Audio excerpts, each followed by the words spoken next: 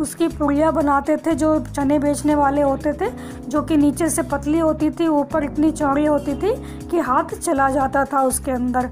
तो वो क्या करते थे, फिर उसमें चने डलवा लेते थे। बहुत से लोग इसमें क्या करते थे, तेज़ मसाला डलवाते थे और इसको घूम घूम कर पूरे गिरजा में घूम घूम कर ऐसे ही खाते रहते थे बहुत मज़े लेकर। वो आगे बताती हैं कि उन्होंने बचपन में बहुत मज़े किए थे। जो शिमला रिज था उस पर उन्होंने घोड़े की सवारी की, और जो शिमला के बच्चे होते हैं उनको कभी ना कभी घोड़े की सवारी करने का मौका मिल ही जाता है। तो जो उनकी ननिहाल के घोड़े थे वो कैसे थे, बहुत हष्ट-पुष्ट थे और खूबसूरत थे। तो क्या था, शाम को वो क्या रंग बिरंगे गुब्बारे दिखाई देते थे उनको, और सामने क्या था, झाखू का पहाड़ था और ऊंचा चर्च था। चर्च की घंटियाँ जब बजती थी तो बहुत ही अच्छी लगती थी। ऐसा लगता था कि जैसे प्रभु यीशु स्वयं कुछ कह रहे हों। और सामने जब आकाश पर सूर्यास्त हो रहा होता था, सूर्य डूब रहा होता था, तो बहुत ही सुंदर दृश्य होता था। तो कैसा लगता था, जैसे कि सारी दुकानें शाम को जगमगा उठती थी, लाइटें जल जाती थी, और जो स्कैंडल पॉइंट था वहाँ पर क्या होता था, बहुत से लोग इकट्ठे हो जाते थे। तो स्कैंडल पॉइंट था और उसके सामने ही क्या थी, एक दुकान होती थी जिसके शोरूम पर क्या था, शिमला और कालका ट्रेन का एक मॉडल बना हुआ था, और इसकी पटरियाँ उस पर खड़ी छोटे छोटे डिब्बों वाली ट्रेन। तो उस पर क्या था, एक मॉडल था शिमला कालका ट्रेन का और उसकी पटरियाँ, और उस पर खड़ी छोटे छोटे डिब्बों वाली ट्रेन का एक मॉडल बना हुआ था। तो एक और लाल टीन की छत वाला स्टेशन था, और सामने क्या था, सिग्नल देता खंबा, थोड़ी दूर पर बनी सुरंगें। ऐसा वहाँ का दृश्य था। तो वो बताती हैं आगे, पिछली सदी में तेज़ रफ्तार वाली गाड़ी वही थी। तो जो तेज़ रफ्तार जिसकी गति थी बहुत तेज़ थी, तो वो ही एक गाड़ी थी जिसकी गति बहुत अधिक तेज़ थी। तो कभी कभी हवाई जहाज़ भी देखने को मिल जाता था। तो पहले ज़माने में जो हवाई जहाज़ थे वो इतने ज़्यादा नहीं थे जितने कि आजकल होते हैं। तो कभी कभी हवाई जहाज़ देखने को मिल जाता था तो बहुत मज़ा आता था। सब लोग क्या करते थे, एकदम भाग के देखते थे हवाई जहाज़ को, और इसका कुछ अलग ही आनंद होता था। दिल्ली में जब भी उनकी आवाज़ आती, बच्चे उन्हें देखने बाहर दौड़ते। दिखता एक भारी भरकम पक्षी उड़ा जा रहा हो, तो उनको कैसा लगता था, हवाई जहाज़ देखकर कोई भारी भरकम पक्षी हो जो अपने पंखों को फैलाकर उड़ता हुआ जा रहा हो। तो यह देखो और वह गायब। तो इसकी स्पीड तो बहुत तेज़ होती है हेलीकॉप्टर की, हवाई जहाज़ की। तो एरोप्लेन की तो क्या होता था, ऐसा लगता था कि कोई पक्षी हो जिसके पंख फैले हुए हो, और वो देखते देखते क्या होता था, गायब हो जाता था। हाँ, गाड़ी के मॉडल वाली दुकान के साथ एक और ऐसी दुकान थी जो मुझे कभी नहीं भूलती। तो वो बताती है, जो मॉडल वाली दुकान थी जहाँ शिमला कालका ट्रेन का मॉडल बना हुआ था, वहाँ के उसी के पास में एक दुकान थी।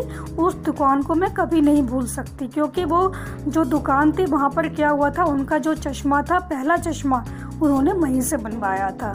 तो जो आँखों के डॉक्टर थे वो कौन थे, अंग्रेज़ थे। तो शुरू में जब उन्होंने चश्मा लगाया तो बहुत अटपटा लगा उनको। तो क्या था, जो छोटे बड़े मेरे चेहरे की ओर देखते, जितने भी लोग थे छोटे बड़े, सभी लोग मेरे चेहरे की ओर देखते और कहते आंखों में कुछ तकलीफ़ है। तो मतलब हर कोई मुझे देखता था और पूछता था, आंखों में कोई तकलीफ़ हो गई है तुमको, कि इस उम्र में, इतनी छोटी उम्र में तुम्हारे ऐनक लग गया, चश्मा लग गया। तो हर कोई मुझको सलाह देता था कि दूध पिया करो, दूध पीने से क्या होता है, चश्मा नहीं लगता। तो जो डॉक्टर साहब थे वो भी ये दो तीन बार दोहरा देते थे कि कुछ देर पहनोगी तो ऐनक उतर जाएगी। मतलब अगर मैं चश्मा पहनती रहूँगी तो मेरा जो आँख का नंबर है वो ठीक हो जाएगा और मेरे चश्मा लगना बंद हो जाएगा। तो वैसे डॉक्टर साहब ने पूरा आश्वासन दिया था, लेकिन चश्मा तो अब तक नहीं उतरा। तो वो कहती हैं, डॉक्टर ने बिल्कुल अच्छे से मुझे बताया था कि अगर मैं चश्मा लगातार पहनूंगी तो चश्मा उतर जाएगा, लेकिन चश्मा तो क्या है, मैं अभी भी पहनती हूँ, अब भी नहीं उतरा है, नंबर बस कम ही होता रहा। तो क्या है, नंबर जो चश्मे का नंबर था वो कम होता चला गया, लेकिन चश्मा नहीं उतरा।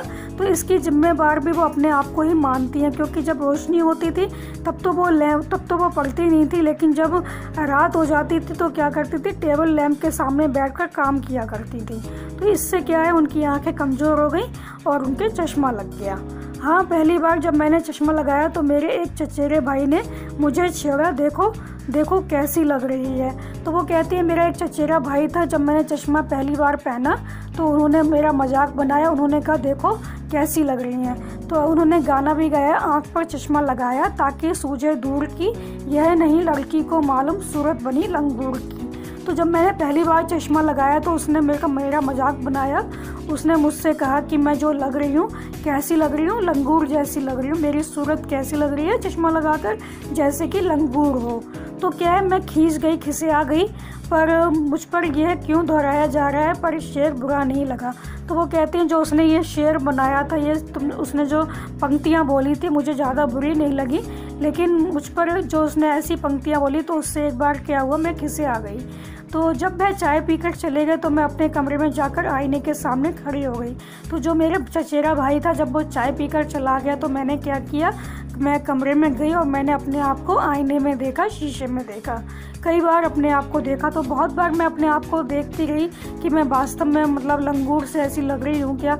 मैंने ऐनक उतारी, फिर पहनी, फिर उतारी, और ऐसे करके करके मैंने कई बार ऐसा काम करके देखा कि वास्तव में मैं कैसी लग रही हूँ।